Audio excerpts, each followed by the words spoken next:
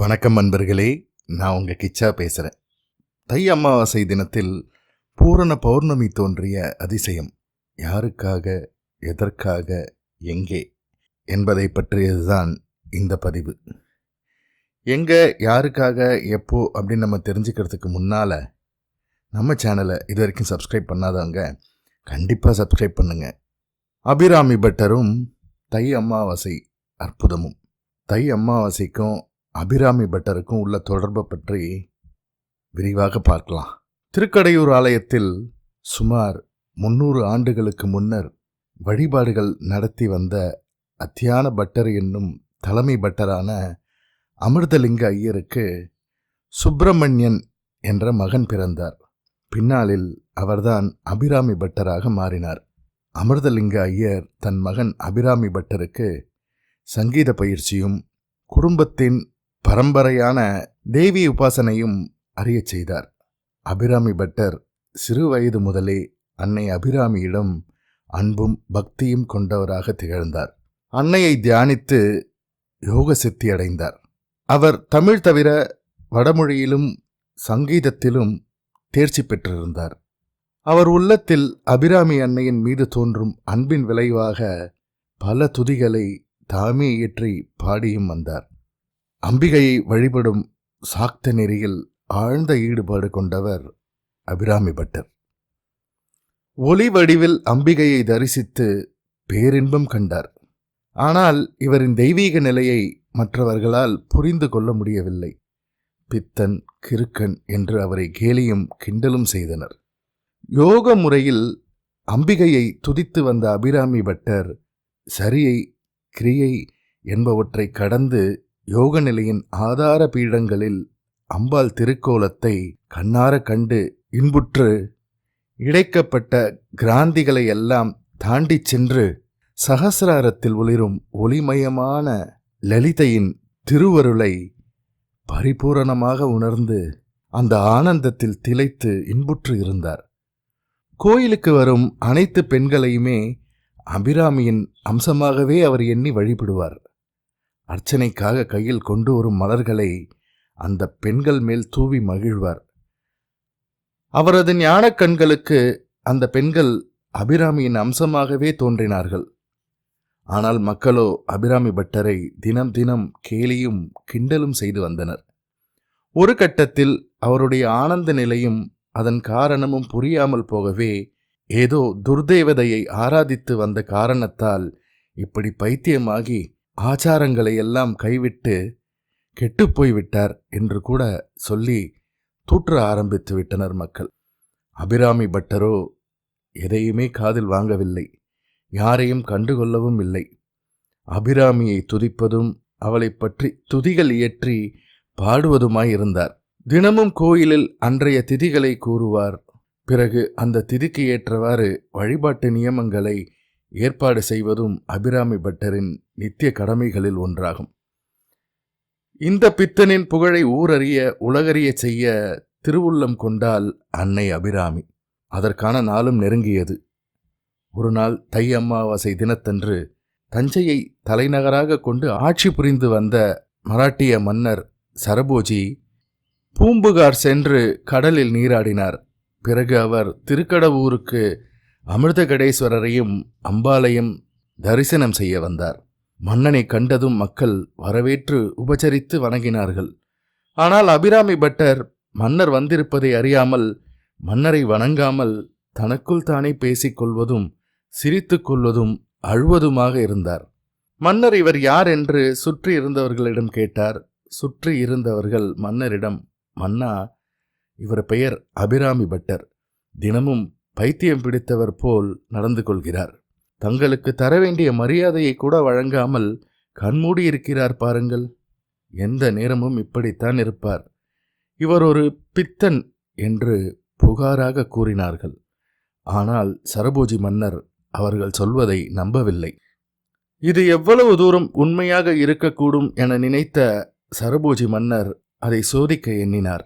புறநினைவு சற்றுமின்றி தன்னுள்ளே அன்னையை கண்டு பரவச நிலையில் அமர்ந்திருந்த அபிராமி பட்டரிடம் நெருங்கிச் சென்று, இன்று என்ன திதி என்று கேட்டார் மன்னர்.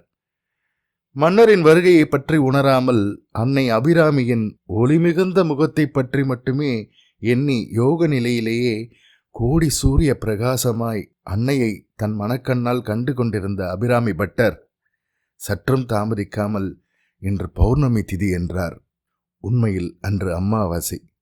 சரபோஜி மன்னர் அப்படியென்றால் இன்று இரவு பௌர்ணமி நிலவு வருமா என கேட்டார். அதற்கு அபிராமி பட்டர் நிச்சயம் வரும் என்று கண்மூடிய நிலையில் கூறினார்.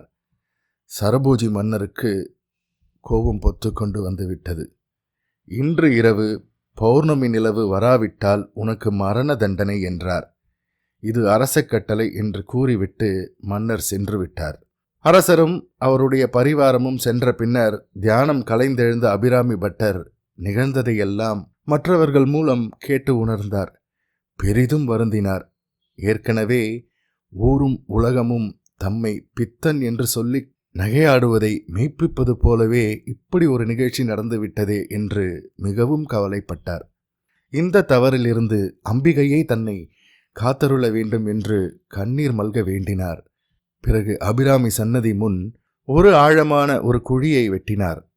அதில் விறகை அடுக்கினார், தீமூட்டினார். அதற்கு மேல் ஒரு விட்டமும் 100 கயிறிலான உரியையும் கட்டி அதில் ஏறி அமர்ந்து கொண்டார். அம்பிகை எனக்கு காட்சி கொடுத்து இந்த பழியை நீக்காவிட்டால் என் உயிரை விடுவேன் என்று சபதம் செய்தார் அபிராமி பட்டர். பின்னர் அன்னையை நினைத்தபடி அபிராமி அந்தாதியை பாட ஆரம்பித்தார். உதிக்கின்ற செங்கதிர் என்று ஆரம்பிக்கும் அந்தாதி பாடல்களை பாடத் தொடங்கினார். அபிராமி அந்தாதி மொத்தமும் 100 பாடல்கள் கொண்டது. ஒவ்வொரு பாடல் முடிந்ததும் ஒவ்வொரு கயிறாக அறுத்து கொண்டே வந்தார் அபிராமி பட்டர்.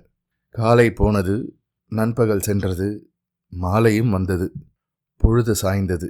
பட்டரின் நம்பிக்கை சாயவில்லை. அமாவாசை என்பதால் வானம் இருண்டு உலகமே இருளில் மூழ்கி கிடந்தது. ஆனால் அன்னையின் ஆசியால் நிலவு நிச்சயம் வரும் என்று அபிராமி பட்டர் நம்பினார். 78 பாடல்கள் பாடி முடிந்தது. 78 கயிறும் அறுபட்டு விட்டது. மிகுதியாக இருந்த கயிற்றில் உரியில் இருந்த வண்ணம் பட்டர் நம்பிக்கை இழக்காது பாடிக்கொண்டிருந்தார்.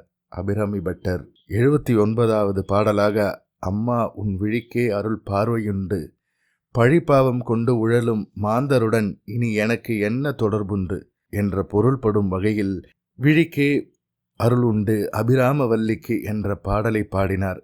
அதை பாடி முடித்ததும் அன்னை அபிராமி அவருக்கு அருங்காட்சி கொடுத்தாள்.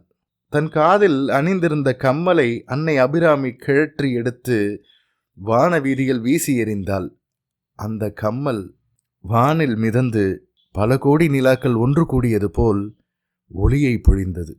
அவள் அபிராமி பட்டரிடம், நீ வாய் தவறி மன்னரிடம் கூறிய சொல்லையும் மெய்யே என நிரூபித்தேன். நீ தொடங்கிய அந்தாதியை தொடர்ந்து பாடு என்றாள். அம்பிகை அருள் பெற்ற அபிராமி பட்டர் பரவசமுற்றார். அதோடு தம் அனுபூதி நிலையை வெளிப்படுத்தும் அந்தாதி பாடல்களை பாடி நிறைவு செய்தார். அபிராமி பட்டரின் உறுதியான பக்தி கண்டு சரபோஜி மன்னரும் மகிழ்ந்தார். அபிராமி பட்டரை பற்றி பித்தன் என்று கூறியவர்கள் எல்லாம் மன்னிப்பு கேட்டனர். சரபோஜி மன்னர் அபிராமி பட்டருக்கு ஏராளமான மானியம் அளித்தார். அதற்கான பட்டயம் இன்றும் அபிராமி பட்டரின் வாரிசுகளிடம் உள்ளது. ஒவ்வொரு தை அமாவாசை அன்று திருக்கடையூரில் அபிராமி பட்டர் விழா நடக்கும். அன்றைய தினம் அபிராமி தன் தோட்டினை ஆகாயத்தில் வீசி பௌர்ணமி உண்டாக்கிய நிகழ்ச்சியை பெரு விழாவாகவே கொண்டாடுவார்கள். 100 விதமான பலன்கள் தருவது அபிராமி அந்தாதி. ஒவ்வொரு பாடலும் ஒவ்வொரு பலன் தருவதாக சொல்கிறார்கள். உதாரணமாக உதிக்கின்ற செங்கதிர் எனத் தொடங்கும் முதல் பாடல் நல்வித்தையும் ஞானமும் தரும் எனவும், நின்றும் இருந்தும் கடந்தும் எனத் தொடங்கும் 10வது பாடல் மோட்ச சாதனம் பெறவும், தன்னலிக்கென்று முன்னே பல கோடி எனத் தொடங்கும் 15ஆம் பாடல் பெருஞ்செல்வமும் பேரின்பம் பெறவும் உதவும் என கூறப்படுகிறது. இப்படியே 100 பாடல்களுக்கும் ஒவ்வொரு பலன் சொல்லப்படுகிறது. அதை பற்றி நாம் மற்றொரு பதிவில் சந்திப்போம். நன்றி அன்பர்களே. இந்த பதிவு உங்களுக்கு பிடிச்சிருந்தா லைக் பண்ணுங்கள், ஷேர் பண்ணுங்கள், கமெண்ட் பண்ணுங்கள். மறக்காமல் பெல் ஐக்கான் கிளிக் பண்ணுங்கள், சப்ஸ்கிரைப் பண்ணுங்கள். நன்றி அன்பர்களே.